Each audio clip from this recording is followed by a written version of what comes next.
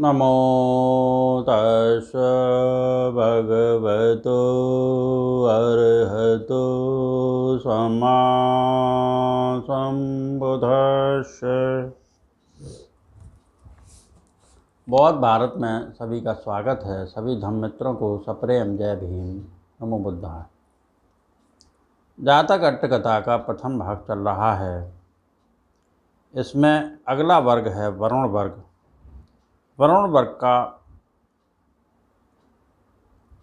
मतलब अगला जातक है 71वां जातक, वरुण जातक। यो पुब्बे कर्णीयामीति। यह गाथा शास्ता ने जेतवन में विहार करते समय कुटुंबीय पुत्र तिष्य स्थिविर के संबंध में कही। वर्तमान कथा। एक दिन परस्पर मित्र 30 कुलपुत्र गंध पुष्प वस्त्र आदि ले शास्ता की धर्म देशना सुनेंगे विचार बहुत से लोगों सहित जेतवन जा नागमालक तथा सालमालक आज शालाओं में कुछ देर बैठ साय समय शास्ता सुरभि गंध से सुवासित गंध कुटी से निकलकर धर्म सभा में जा अलंकृत बुद्ध आसन पर बैठे। तब अनुयायियों सहित धर्म सभा में जा शास्ता की सुगंधित पुष्पों से पूजा कर चक्र से अंकित तल और पुष्पित पद्म से सुशोभित तल वाले चरणों में प्रणाम करके एक ओर बैठे धर्मोपदेश सुना। उनको ऐसा अनुभव हुआ जैसे जैसे हम भगवान द्वारा उपदिष्ट धर्म को जानते हैं उससे तो हमें प्रवज्जित होना चाहिए। फिर उन्होंने तथागत के धर्म सभा से निकलने के समय पास जाकर प्रणाम कर प्रवज्जा की याचना की। शास्ता ने उनको प्रवज्जा दी। उन्होंने आचार्य उपाध्यायों को संतुष्ट कर की आराधना कर उनसे उपसंपदा प्राप्त करके 5 वर्ष तक उनके पास रहे। दोनों मातृका भिक्षु प्रातिमोक्ष तथा भिक्षुणी प्रातिमोक्ष शीर्षक कंठस्थ कर हलाल हराम कप्पीय अकप्पीय को जान तीनों प्रकार की अनुमोदनाओं मांगलिक अमांगलिक और शिक्षा ग्रहणोपरांत उपदेश को सीख चीवरों को भी रंग कर योगाभ्यास श्रमण धर्म करने की इच्छा से आचार्य उपाध्यायों से आज्ञा ले शास्ता के पास जा प्रणाम कर एक ओर बैठ बनते हम संसार भव के प्रति विरक्त हैं। जाति जरा व्याधि तथा मरण से भयभीत हैं। हमें संसार से मुक्त होने के लिए कर्म स्थान योग के साधन का उपदेश करें याचना की। शास्ता ने उन्हें 38 कर्म स्थानों में से उनके अनुकूल कर्म स्थान चुनकर बतला दिए। उन्होंने शास्ता के पास से कर्म स्थान का ज्ञान कर उनकी वंदना तथा प्रदक्षिणा कर परवेण भिक्षुओं के विद्यालय में जा आचार्य उपाध्याय से भेंट कर पाठशीवर ले योगाभ्यास करने निकल पड़े। उनके बीच में कोटियम्ब्य पुत्र तिष्य स्थिविर नाम का एक भिक्षु आलसी निरुद्योगी तथा जिव्यालोलुप था। वह सोचने लगा न तो मैं जंगल में रह सकता हूँ, न मैं योगाभ्यास कर सकता हूँ, न भिक्षा मांगकर निर्वाह कर सकता हूँ। मेरे जाने का क्या प्रयोजन? मैं यहीं रुक जाऊँ, मैं लौट चलूँ। तब वह भिक्षु हिम्मत हार कुछ दूर तक अन्य भिक्षुओं के साथ जाकर रुक रहा लौट पड़ा। अन्य भिक्षु कौशल जनपद में विचरते हुए एक सीमांत ग्राम में पहुँचे।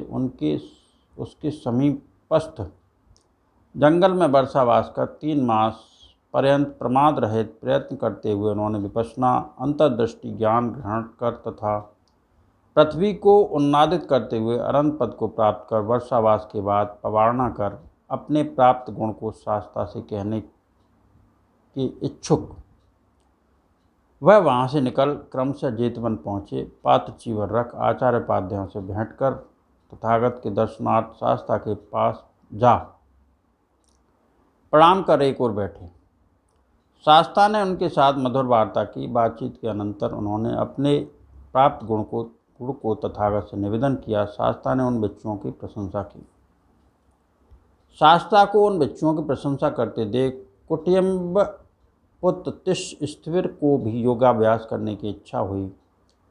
उन बच्चों ने शास्ता से बनते हम उसी जंगल में जाकर रहेंगे अनुमति मांगी। शास्ता ने अच्छा कह आज्ञा दी। वे भगवान को प्रणाम करके परवेण बिच्छू निवास को चले गए।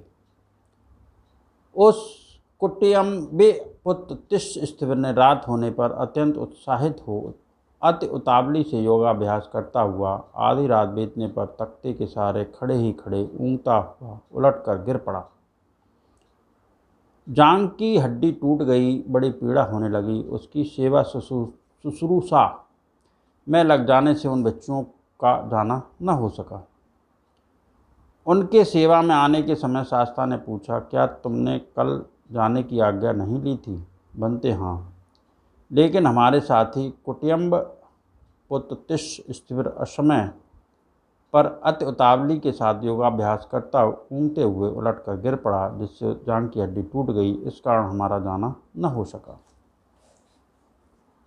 शास्ता ने बिच्छू न केवल इस समय इसने अपनी उत्साहहीनता के कारण असमय पर अति उतावली में योगाभ्यास वीर करते हुए तुम्हारे जाने में बाधा डाली है, पहले भी इसने तुम्हारे जाने में बाधा डाली थी। क्या उनकी प्रार्थना करने पर पूर्व जन्म की कथा कही। अतीत कथा। पूर्व समय में गांधार देशस्थ तक्षशिला में बोधसत्व लोक प्रसिद्ध आचार्य होकर 500 माणवकों शिष्यों को विद्या शिल्प सिखाते थे।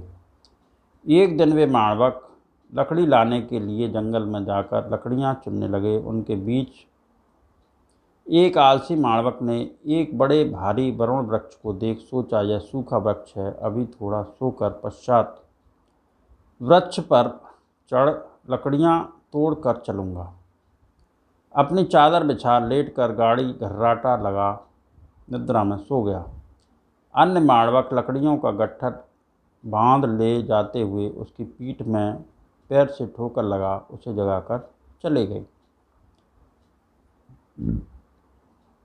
आलसी माणवक आंखें मलते मलते उठा, बिना नींद उतरे ही वृक्ष पर चढ़ शाखा को अपनी ओर खींचकर तोड़ते हुए टूटी शाखा झटके से उछली तथा उसकी नोक से उसकी आंख घायल कर एक हाथ से आंख को दबा और दूसरे हाथ से गीली लकड़ी तोड़ वृक्ष से उतर लकड़ियों का गट्ठर बांध जल्दी से जाकर उसने उन्हें अन्यों तथा रखी लकड़ियों के ऊपर डाल दिया। उस दिन देहात एक ग्रामस्थ किसी कुल से आचार्य को अगले दिन पाठ ब्राह्मण वाचनका करने का निमंत्रण आया था। आचार्य ने विद्यार्थियों को कहा, तात कल एक गांव में जाना है, तुम खाली पेट न जा सकोगे, इसलिए प्रातःकाल ही जवागु पकाकर वहाँ जाना, अपना और हमारा भाग सब लेकर चले आना। उन्होंने प्रातःकाल ही जवागु पकाने के लिए दासी को उठाकर हमारे लिए शीघ्र ही जवागु बना कहा। लकड़ी लेते समय उसने ऊपर रखी हुई वरुण की गीली लकड़ी ले ली। बार बार फूंक मारने पर भी आग न जल सकी, जिसके कारण दिन चढ़ाया। विद्यार्थी बहुत दिन चढ़ाया, अब जाना नहीं हो सकेगा, सोच आचार्य के पास गए। आचार्य ने तात क्या नहीं गए पूछा। हाँ आचार्य नहीं गए। किस कारण? अमुक नाम का आलसी विद्यार्थी हमारे साथ लकड़ी लेने के लिए जंगल गया। वह वरुण वृक्ष के नीचे निंद्रा सुख ले बाद में शीघ्रतापूर्वक वृक्ष पर चढ़ आँख फोड़ वरुण की गीली लकड़ियाँ लाकर हमारी लाई हुई लकड़ियों के ऊपर डाल दी। जवागु पकाने वाली उन्हें सूखी लकड़ियाँ समझ जलाने लगी, किंतु सूर्योदय तक आग न जल सकी। इस कारण हमारे गमन में बाधा हुई। आचार्य ने माणवक के कृत सुन, अंधे मूर्खों के काम से इसी प्रकार की हानि होती है, कह यह गाथा कही। जो पहले करने योग्य है उसे जो पीछे करना चाहता है वह वरुण की लकड़ी तोड़ने वाले की भांति पश्चाताप को प्राप्त होता है। जो कोई आदमी यह पहले करना चाहिए यह पीछे, इसका बिना विचार किए पुब्बे करणी यानी पहले करने योग्य कार्यों को पश्चात करता है। हमारे माणवक सदस्य मूर्ख जन पच्छा अनुत्पत्ति पीछे पश्चाताप करता है, शोक करता है, रोता है।